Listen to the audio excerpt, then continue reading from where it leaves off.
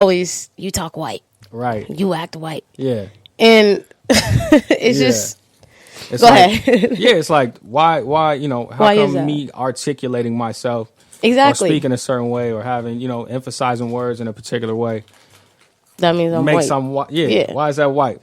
So is that if I'm slurring, if I'm cussing all the time, if I don't use my grammar correctly, then I'm talking black. You know what I'm saying? Or I don't talk cool enough or whatever. And it's like, yeah, we do. I mean, it is a certain pride in the way we talk and we carry ourselves a certain way, and we shape a lot of the way that even culturally, think about how many words we, like, since the internet has been a thing, how many words we added to the dictionary. Yeah, we just saw that. So something, like 300 words, was it? Yeah, they just added like 300 words to the dictionary, and I'm more than positive they all rooted from us. For sure. Bling bling. I'm like, yeah, bling bling. Yeah. They took that from us. Most definitely. All right. I want to ask you, how do you feel that? I know a lot of the times in the black community, college isn't always an option. And I personally went to college, but I do feel like I don't think it's always necessary. Depending on what you want to do, also depending on what you want to do in life. But how do you feel? Should we be pushing our kids to go to college, and work and get a good job and work for someone else, or should we be pushing our kids to become our own bosses and build their own, empires? Mm-hmm. I think the important part to that is that there's a conversation there. We don't give kids enough credit for how bright they are. Right. You know what I mean? And how much of an idea they have of what they want to do. So it's up to us as the older generation, whether it be parents, even uncles, aunties, grandma, and up. We got to speak and figure out what the plan is. Mm-hmm. If you got a bright student and you see, school come easy for them, let's push for college if that's something, because we need, as much as we need, ownership and representation. We need ownership and representation in these law firms and in these corporations and things like that. So, my pops, he always came to me in a way of like, if it's not college, then what is it? Like, we're gonna talk about it and we're gonna figure out a plan. Right. It ain't just like you're just not gonna go to college. Right, and just, right. I'm on a PS5. I'll figure it out. No, some gonna come along.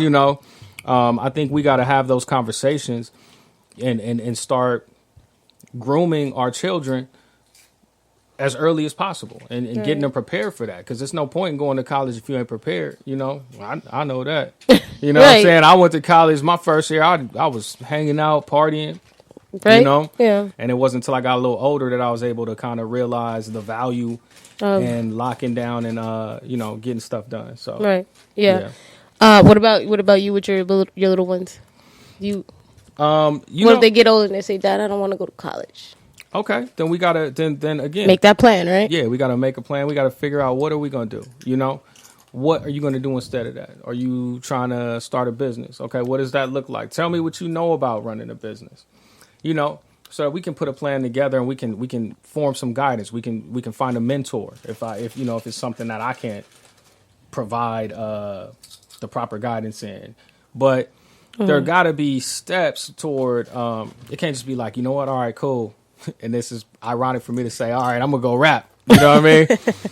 Okay, cool. But like, what else are you doing? Like, I'm also, I'm selling merchandise, right? Mandarin tape, shameless plug. Mandarin tape. Yeah, I shoot visuals also. Which is what I went to school for. So it's like you have other avenues of creating and generating, something tangible for yourself while you're dreaming and striving for that. So you're not just stuck to just one. Right. Yeah. Because a lot of times, also, what I see is people go to school, and study whatever for 4 years, and then come out of college and do something completely different. Right. Something they don't even need that degree for. Right. So I don't want to push the idea of just going to college just for college. Right. If we going to college for knowledge. Yeah. I agree, because I do feel, when I went to college, I'm not gonna lie, I kind of knew what I wanted to do, but I wasn't for sure. But I just knew, like, my mom was like, I'm going.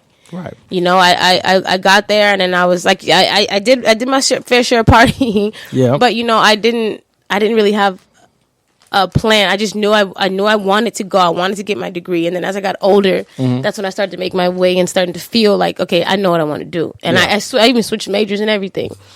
Ended up becoming a film major because I film and radio major because I knew what I I knew what I wanted to do. Yeah. Where did you go to school? The Art Institute of California, Los Angeles. All right. Santa Monica. Boom. Shout out. We Cal State LA up in here. Huh? Hey, yeah, I went to Cal State Northridge my first year, and like I said, I wasn't doing nothing but just running around trying to see what was going on. You know, that freedom that you get, right? You know, and I know a lot of that too is part of it is the self discovery and like learning yourself and all of that too. So I don't want to L out on that part of it because I think that's very important too. But you can also gain some of those same memories in building your own empire, whatever that may be, you know? Yeah. Okay. So we are about to take a break, but before we go to break, I want to ask really fast because I heard you mention your dad. Yes. What is the importance of a black father? Oh, in your eyes. And I think it's extremely important. I think it's one of the because we had so many generations where men, for one reason or another, didn't get that opportunity to see what that is. Yeah. And we had a whole generation of people who missed out on having a father in the home, and a generation of men who missed out on being a father for whatever reason or another. I think that it's so important that now, and I'm so proud of my homies. Like, if y'all seeing this, I'm proud of y'all because there's so many of my homies that's like, whatever their situation is, married, divorced, together, separate, they showing up for their kids. You know what I'm saying? And they there and they actively there. Right. You know what I'm saying? Not just like, I love to see that. Shooting the money into the account and I did my part. Nah, like we really active out here and we really raising the tribe and we really, you know, bringing them up and it's just that importance of, like I said, like a role model, somebody to look at. So you got Will Smith, you got Michael Jordan, everybody to look at, but you also got somebody that's tangible, somebody that you see every night, you know, or somebody that you can call right on your phone. Yeah, you're right. And you hear that voice and you recognize that tone and that language that they use. Yeah. And I think that's so pivotal. And I think it's you know, the role of a black father is very important in a little boy's life, but you know, he's just as important in a little girl's life as well. Oh yeah. You know, both of my parents grew up without their father, so I'm very blessed to say I still have my pops, and that's my guy. Yeah. Shout out pops. Yeah, shout out pops. I know he gonna be. You show me out. Right. You ain't showed your mama out. Yeah, there we go. All right, so we gonna take a little. Men out there. That's right. Shout out to all the black men, all the ones taking care of their kids. All the black dads. I love y'all. All right, so we're going to take a little break, and we'll be right back. She the type appealing to different races, different places, women and children too. Shorty finna swing my way. Know all the words, the vibrant thing. Rock her shoes and keep them clean. Illest thing I ever seen. I'm the type to let it breathe. McCartney told me let it be. Put it on my Libra scale. Weigh it out, then let me see. Things that's meant to be, they tend to come right back around. So when you find no better king, then come snatch up your crown. Said things that's meant to be, they tend to come right back around. So when you find no better king, then come snatch up your crown. Whoa now.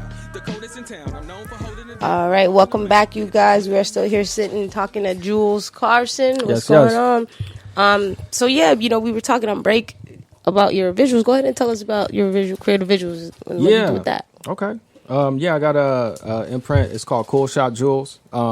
Lifestyle, music videos, fashion sort of thing. Even like we've done some baby shower announcements and all kinds of things. I pride myself on being a storyteller. So like even through my music and whatever, like, you know, I always want to tell a story. Right. And I mean, it's no different with this, you know.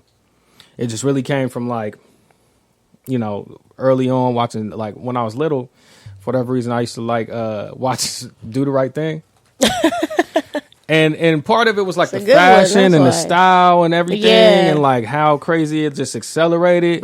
Rosie Perez was in there looking crazy. And then, you know, I just love the way Spike Lee was telling stories and creating images. And I mean, that just started. Okay. That sparked it. And so, that's dope. I like that. So if y'all need that, I was gonna say, check out that Instagram page. What's the Instagram page? Cool Shot Jules. Cool Shot Jules. Okay. All right, let's get back into it. So, I wanted to ask you, well, I don't know if you heard that LA is going back to the mask mandate. Yeah, vaccine or no vaccine. Yes. So yes, if you guys have not heard, LA is going back to the mask mandate. So this Saturday. Yeah. So yeah, vaccine or no vaccine. Now, I wanted to ask. Well, before we ask you, my best friend, her husband, she has 3 kids with him, and he's a good job and whatever. Basically, he had been putting off the vaccine. He didn't want to get it.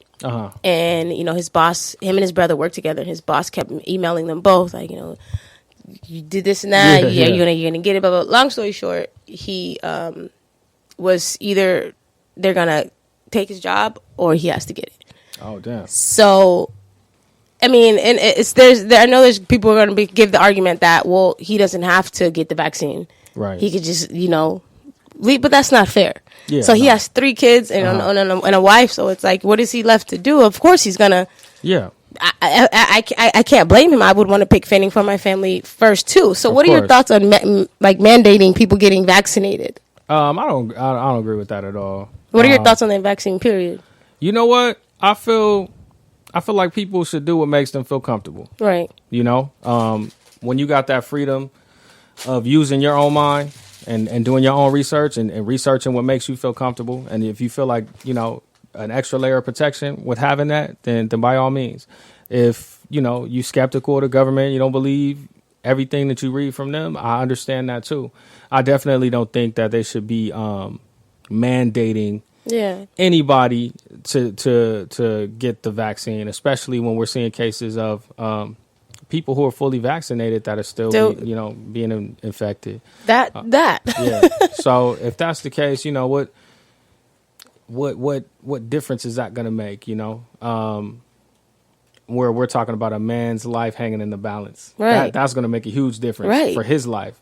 For you guys, you might feel extra comfortable, whatever it is at work, and that's great and cool. But, when we're talking about somebody's livelihood, That's exactly what I said. Yeah, absolutely. Like, you're playing with this man's livelihood. Like I said, he's a father of 3 and his wife. So, like, what is he going to do? So, yeah. I personally I don't think, like you said, I don't agree with anybody forcing anybody to put something into their body. That should be his decision. Absolutely. It's almost like how they with the thing with you good? Yeah. It's almost like with the abortion. Yeah, exactly. Telling women what to do with their. That's exactly what comes to my mind. I mean, whenever you're trying to force people to make a choice with their body, whether you agree with it or not. Whether you agree with it or not, that's if we're saying our biggest rights is free will, right? Like just as a human. You're denying them that very basic human right. We ain't even talking about laws or the Constitution or anything like that. We're just talking about my right as a person, and that's crazy. Yeah, it is. So I mean, he did break down. He's gonna have to get it done, but like I said, I can't blame him. Yeah, of course. So I would have probably did the same thing. I would have kicked and screamed the whole way, but most of us would. I mean, how many times have we been?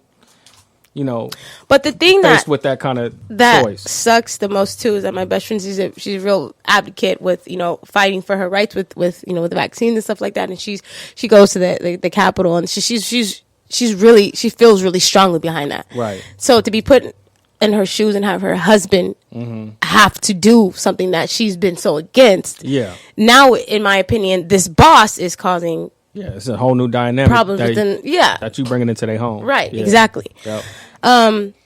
So next topic. Okay. I wanted to ask, do you feel, well, first I want to say it's been a history of black people, we tend to get on welfare. And a lot of times it seems that a lot of us get on it or we plan to get on it. You know what I mean? Right. That's our intention is to get on it. Yeah. Do you feel so? I actually saw a video, and who was it? He was basically saying I can't remember who it was. Forgive me. Yeah. But he was basically saying how that welfare has hindered, has harmed, has been more hurtful to us as a black community than slavery has been. Wow. So what is your take on that?